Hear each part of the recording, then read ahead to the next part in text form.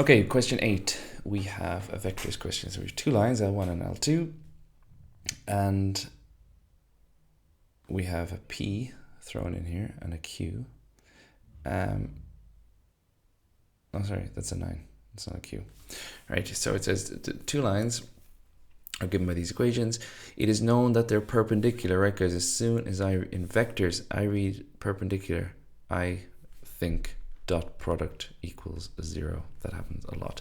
Find the possible values for P. Now, okay, let's start with A. We're going to use this A dot B equals 0. It's the dot product of two vectors. Which two vectors?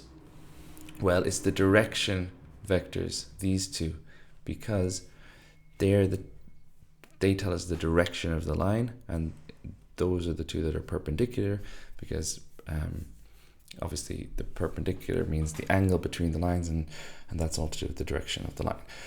So I can say P, 2P and 4, this dot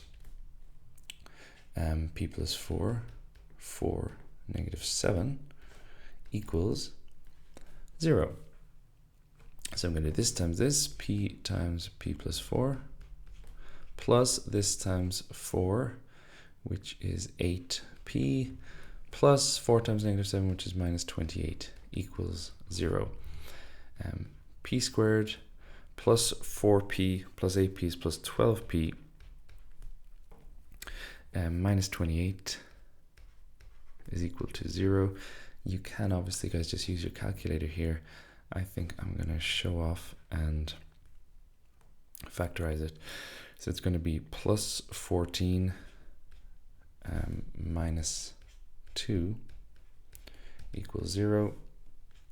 So P equals negative 14, or P equals 2. So it says possible values for P. There are two values, negative 14 and P. In the case that P is less than 0, determine whether the lines intersect, right? So that's this one. P is now negative 14. So let's see, do they exist, or do they intersect? So if they intersect, then the X components are equal, the Y components are equal, and the Z components are equal for the two lines. So the X component of the first line is 2 minus 14 lambda, because P is minus 14, so it's minus 14 lambda. So that must equal 14.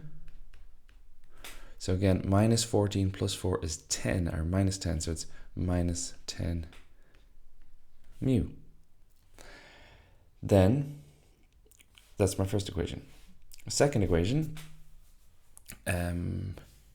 minus 14 plus 9 is minus 5, minus 28 lambda must equal the Y component for this line, which would be 7 plus 4 mu, 7 plus 4 mu, and then,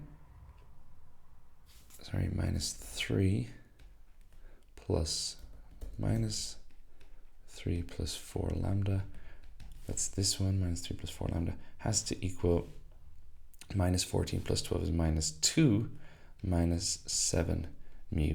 So those are my three equations. I just need to find out whether there's a solution for these. So what I do is I'm going to solve these simultaneously. So let me just move this here. Okay, so I'm going to do menu, algebra, solve system of linear equations. I'm going to have three equations and I'm going to have two variables. And let's go with, well, hang on. No, I want two variables.